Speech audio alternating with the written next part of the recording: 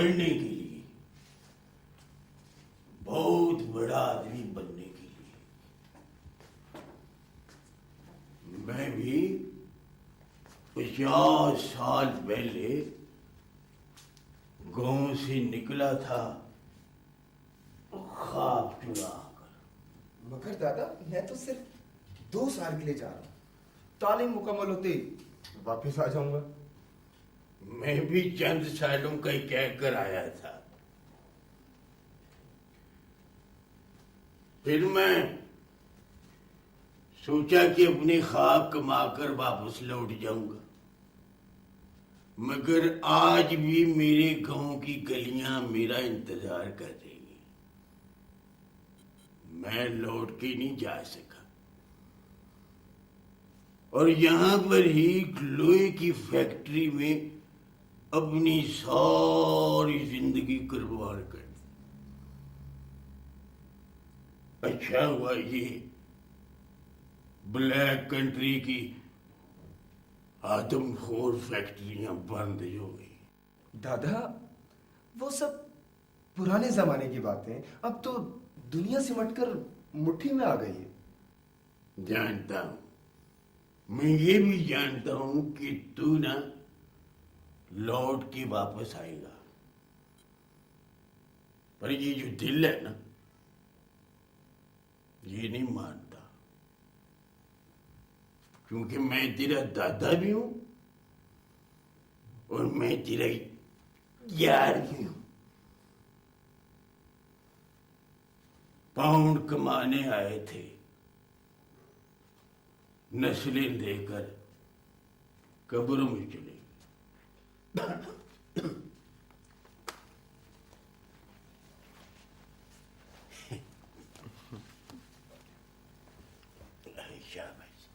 दादाबू, मैं आपको हर महीने टेलीफोन और लंबे चौड़े खत लिखा करूंगा। और वैसे भी घर में अम्मी अब्बू सब लोग हैं तो सही। मगर मेरा इस घर में न और कोई शर्जील नहीं है।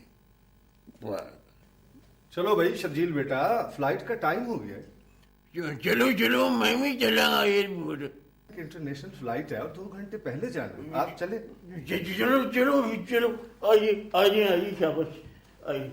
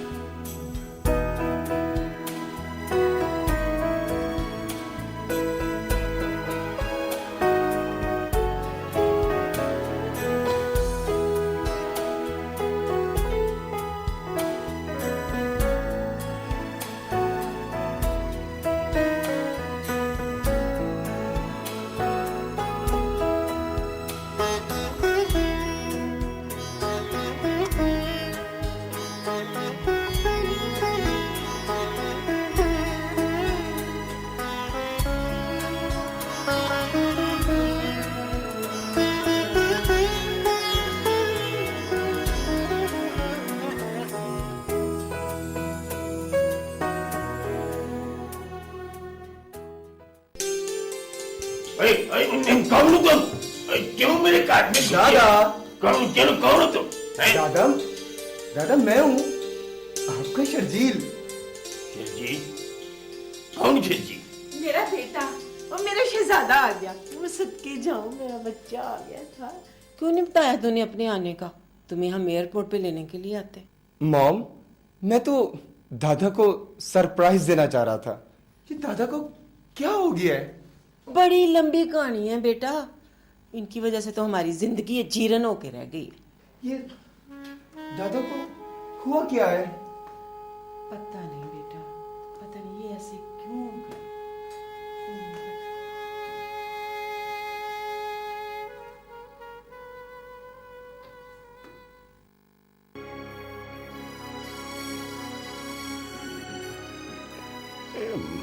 मुझे क्या हो गया? मुझे क्यों नहीं याद रहता कि मेरा एक पोता भी है? मैं क्यों भूल जाता हूँ कि ऐसा लगता है कि उस नौजवान को मैंने पहले कहीं देखा है। ये घर वाले कहीं मेरे साथ मजाक तो नहीं कर रहे? ये भी हो सकता है कि मुझे कोई बीमारी हो गई हो।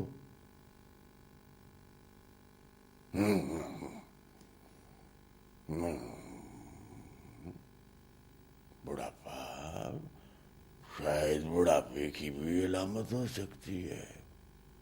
क्यों नहीं याद रहती मुझे ये सारी बातें? मैं क्यों भूल जाता हूँ? आदमी आदमी अपने पोते को भी भूल जाता है। ये मुझे क्या हो गया है? ये मेरे पोते शर्जील की तस्वीर है। ये अभी आया है और मैं इसे पहचान ही नहीं सका।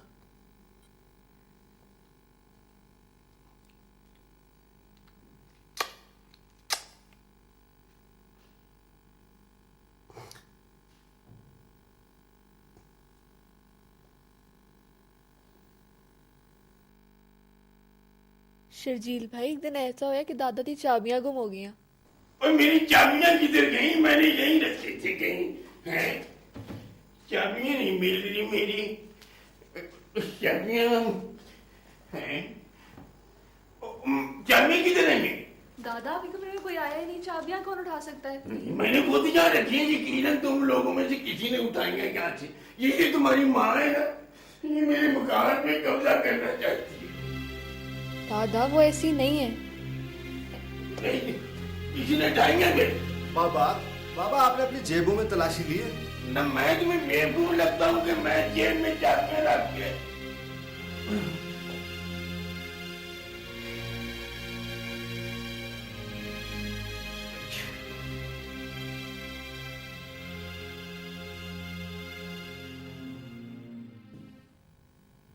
ये तो कोई ऐसी बात नहीं।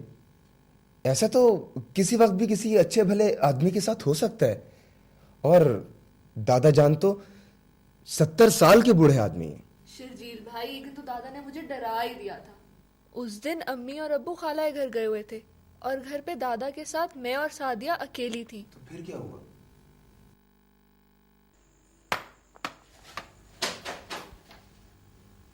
सादिया, सादिया, बाहर कोई चल रहा है?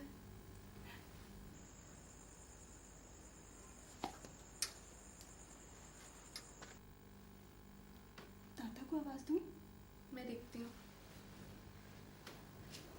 दादा, हाँ, क्या बात है? ये बाहर आप हैं?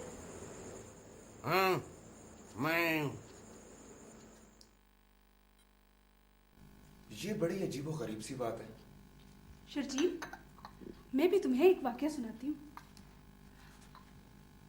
मैंने एक दिन खिड़की से देखा। छोकरा, तू मुझे छोड़ के नहीं जा सकती, क्योंकि मैंने सारी जिंदगी तेरे नाम लगाई हुई है। एक माँ, एक तू, बाकी सारे फिरे। देखे, तू ही तो है जिसके सहारे मैं जिंदगी काट रहा। तेरी खातिर मैं फैक्ट्री में काम करता हूं। क्या मैं तुम्हें टाइम नहीं देता?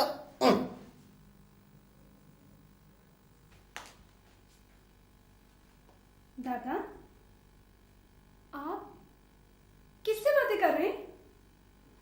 तुम्हारी दादी से। दादा, आपको दादी बहुत याद आती हैं। याद आने का मतलब होता है ये मेरी सास रहती है। इसका मतलब ये भी तो हो सकता है कि दादाजान कह रहे हो कि वो ख्यालों में मेरे साथ रहती हैं। मैं बताती हूँ तुझे तेरे दादे का कारनामा। कौन कौन है भाई?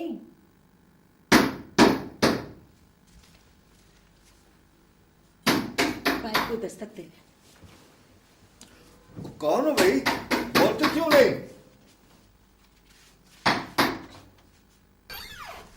बाबा जी आप बोलते क्यों नहीं? ये इतनी देर से टॉयलेट में क्या कर रहे हो? और ये टॉयलेट नहीं हमारा कमरा है। अच्छा,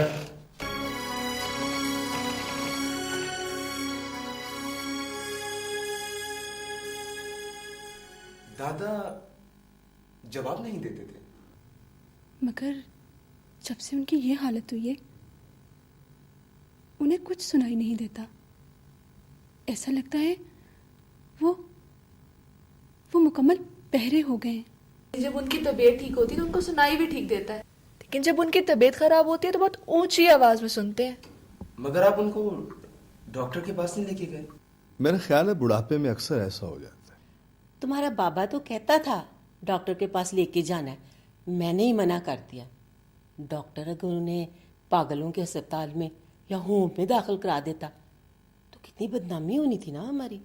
मॉम, इसमें बदनामी वाली कौन सी बात है? अभी सारी बातें तुम्हें नहीं बताएंगे। पता है एक दिन क्या हुआ? दादा कहीं बाहर गए हुए थे, वापस आए तो अपने घर को भूल के 7 फलों के दरवाजे पर दस्तक दे दी।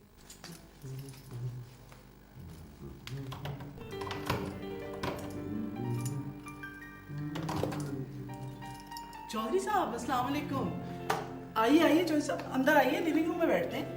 नहीं, मैं अपने बेडरूम में आराम करूंगा यार। ऐसी बातें अच्छी नहीं होती चौधरी साहब, मैं घर में अकेली हूँ। आइए लिविंग रूम में बैठ के बात करते हैं। शुक्र है, कैसी बातें कर रही हो कि मैं अकेली हूँ? मैं तुम्हारा शौहर हूँ, एक मैं एक तुम, बाकी सारे फिटे हूँ। इस उम्र में मजाक अच्छे नहीं होते चौधरी साहब, आपको कोई गलतफहमी हुई है। मैं सोहरा नहीं आसिफा हूँ। आपको बैठना है तो आइए लिविंग रूम में बैठते हैं। Sorry sorry sorry.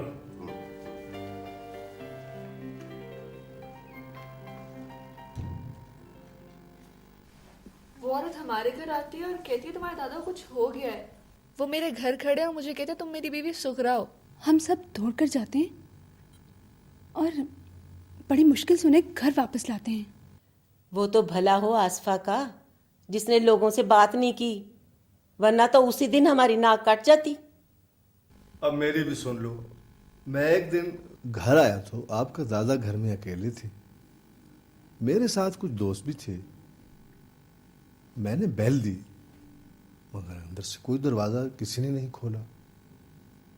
चाबी मेरे पास थी, मैंने लॉक खोलने की कोशिश की मगर अंदर से लैच लगा हुआ था। अब मैं बड़ा परेशान कि मैं क्या करूं। मैंने अपने मोबाइल से घर के नंबर पे फोन करना शुरू किया।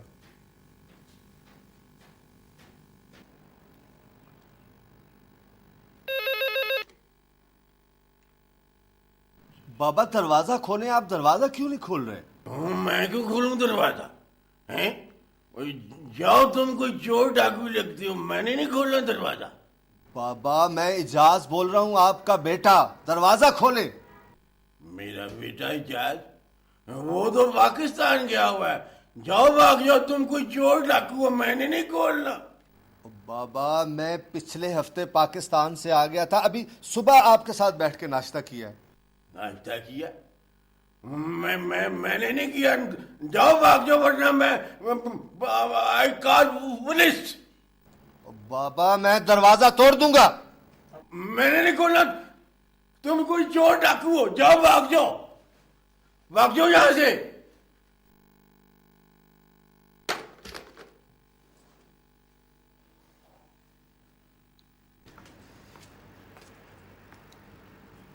ये तुम्हारा दादा तो पागल हो गया, वो दरवाजा ही नहीं खोल रहा। वो मुझे चोर डाकू समझ रहा है। मुझे दे।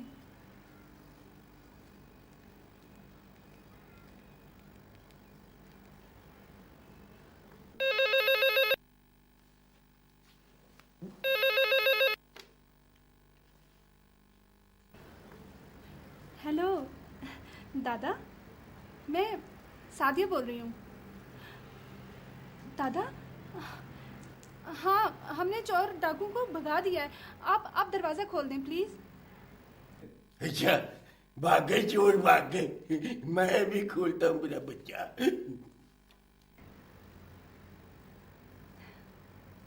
चले। ये मसला तो रोज पैदा हो जाता होगा।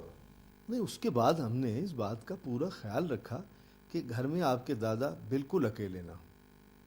जहाँ तक मेरी समझ में बात आ रही है, ऐसा लगता है दादा को डिमेंशिया का मर्ज लाहक हो गया है। काश इनको आप लोग पहले दिन से ही दादा को डॉक्टर के पास ले जाते तो आज ये मसला पैदा ना होता। लेकिन हमें अभी भी देर नहीं करनी चाहिए, बल्कि फौरन दादा को डॉक्टर के पास लेके जाना चाहिए। लेकिन क्या इसका इलाज मुमकिन है? डिमेंशिया का इलाज मुमकिन है। अगर शुरू में दादा का इलाज हो जाता तो आज दादा की ये हालत ना होती। लेकिन अब भी कोई ऐसी बात नहीं है। हो सकता है कि डॉक्टर्स कोई ऐसी ट्रीटमेंट करें जिससे दादा में हौसला और मुकाबला करने की हिम्मत पैदा हो जाए। लेकिन लोग क्या कहेंगे? अम्मी, आप लोगों की क्या बात करती हैं? दादा पागल नहीं हुए। ये डिमेंशिया एक भूलने वाली बीमारी है जो किसी भी एक आम शख्स को हो सकती है। मैं दादा के कमरे में जाता हूं, हो सकता है दादा मुझे पहचान ले। दादा। है शजील बेटा, तुम कब आए? दादा, मैं बस अभी आया हूं। अच्छा, वो तुम्हारी पढ़ाई कैसी चल रही? दादा, पढ़ाई मुकम्मल करके मैं बस अब आपके पास वापस आ गया हूं और अब मैं आपके पास यहीं रहूंगा। अब जी तुम्हारी दादी है ना, वो तुमसे मिलके बहुत खुश होगी। दादी? दादा, दादी को तो फौत हुए कोई 10 साल गुजर चुके हैं। आपने कोई नई शादी तो नहीं कर ली? पता नहीं क्या हो जाता है मुझे। कोई बात नहीं दादा, कोई बात नहीं। मैं अब आपके पास यही हूं ना। हम डॉक्टर के पास जाएंगे और आप इंशाल्लाह बिल्कुल ठीक हो जाएंगे।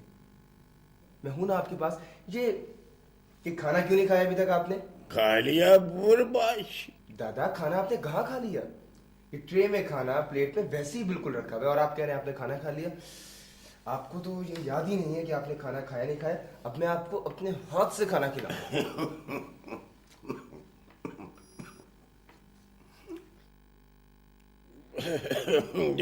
आ करें मैं भी तुम्हें खिलाऊंगा। अभी आपने जैसा कि देखा कि ये ख़ानदान कितना परेशान था कि न जाने क्या हो रहा है, तो मैं आपको इस बारे में कुछ बताना चाहूँगी कि कभी कभार तो सभी कुछ ना कुछ भूल जाते हैं, लेकिन भूलने का ये अमल अगर बहुत ज़्यादा हो जाए तो फिर हमें ये सोचना पड़ेगा कि इसकी क्या वजह है।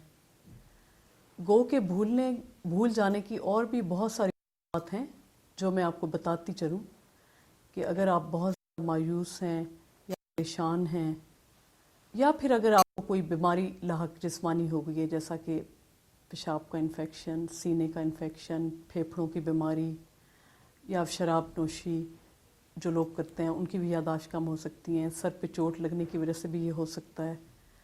तो ये बहुत सारी वजूहात हैं जिनसे यादाश्त आपकी मुतासर हो सकती हैं। लेकिन अगर इंसान हद से ज़्यादा भूलना शुरू हो जाए तो इसका मतलब है कि ज़रूर कोई ना कोई गड़बड़ है।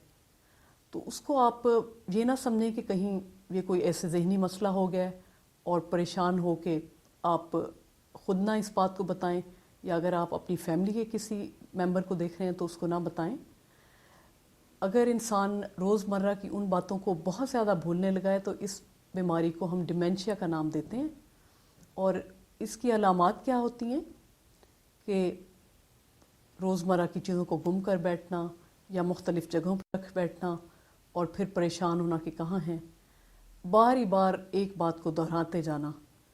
और कभी ये होता है कि शख्सियत में भी तब्दीली आना शुरू हो जाती है, इस वजह से तबीयत में चिड़चिड़ापन आना शुरू हो जाता है, अपने आप की देखभाल नहीं कर पाते, ये नहीं मालूम होता कि खाना किस टाइम पे खाना है, ये नहीं पता चलता कि इस वक्त आप कहाँ मौजूद हैं, आज तारीख क्या है, दिन क्या है, और हत्ता कि अपने रिश्तेदारों के नाम भूल जाते हैं, अजीज़ों के चेहरे याद नहीं रहते।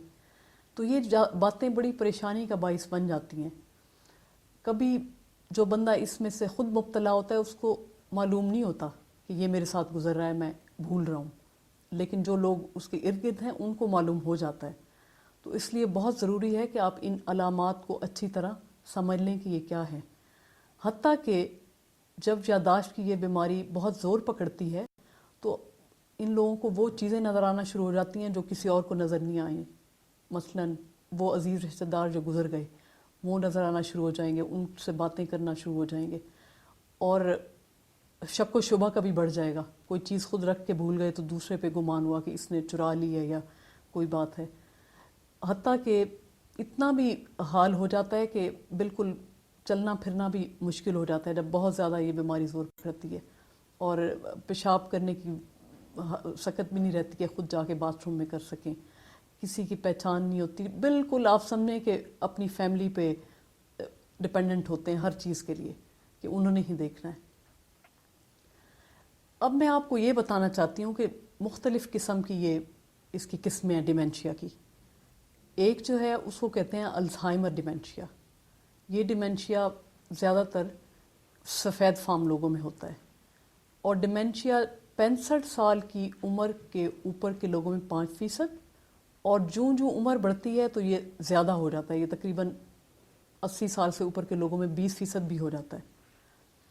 दूसरी जो जो किस्म है डिमेंशिया की उसे कहते हैं वेस्कुलर डिमेंशिया, और वेस्कुलर डिमेंशिया एशियन लोगों में बहुत ज़्यादा है। और उसकी क्या वजह है? क्योंकि वेस्कुलर डिमेंशिया का मतलब है कि आपके दिमाग को खून की सप्लाई कम हो गई है।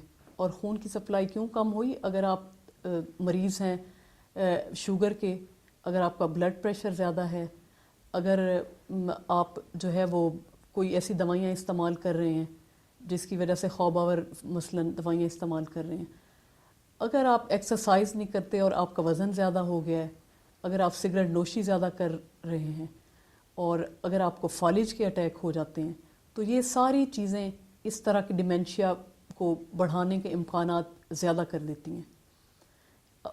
इसलिए बहुत ज़रूरी है कि आप इन अलामात को अच्छी तरह समझें और आप देखें कि कहाँ मदद मौजूद है, जो कि अभी आपको आगे हम बताएंगे। और प्लीज़ टाइम पे ज़रूर मदद हासिल करें ताकि ये हद से ज़्यादा ना बढ़ जाए, क्योंकि मदद बहुत सारी किस्मों में है और आपको ये जानना बहुत ज़रूरी है कि टाइम पे अपने मरीज़ की अलामात, बल्कि आप अपने जीपी से रब्ता करें। आपका जीपी आपका तफसीली मुआयना करेगा और खून और पेशाब के टेस्ट करेगा, जिनकी बुनियाद पर वो तशख़ीस करेगा। अगर आपका जीपी आपको साइकाइट्रिस्ट के पास रेफ़र करता है तो सबसे पहले वो आपका तफसीली जिस्मानी और नफ्सियाती मुआयना करेगा। इसके अलावा वो खून और पेशाब के चंद मज़ीद टेस्ट और आपके दिमाग का स्कैन करवाएगा। इन इन्वेस्टिगेशन की बुनियाद पर उन वजूहात को तलाश करने में मदद मिलेगी जिसकी वजह से आपको यादाश्त के मसाइल का सामना है। डिमेंशिया में मर्ज़ में मुब्तला अफराद के लिए दवाएं भी मौजूद हैं जो कि काफ़ी मददगार साबित हो सकती हैं। अलावा अज़ीं सोशल सर्विस का डिपार्टमेंट भी डिमेंशिया के मर्ज़ में मुब्तला अफराद के लिए मुख्तलिफ सहूलियात फराहम कर सकता है, जिनमें डे केयर और दिन के वक़्त खाने की सहूलत फराहम करना भी है। और अगर आप अकेले रह रहे हों और आपके लिए अकेले रहना मुश्किल है तो सोशल सर्विस डिपार्टमेंट आपके लिए मुनासिब मुतबादिल रहायशगाह भी फराहम कर सकता है, जिसमें रेजिडेंशियल केयर, नर्सिंग होम और इसी तरह के दूसरे अदारे शामिल हैं। वॉलंटरी सेक्टर में मौजूद मुख्तलिफ तंजीमें मसलन अल्जाइमर सोसाइटी और एज कंसर्न भी डिमेंशिया के मर्ज में मुब्तला अफराद के लिए उनके पैदा करदा मसाइल को हल करने में काफ़ी मुफीद सलाह मशवरा फराहम कर सकते हैं।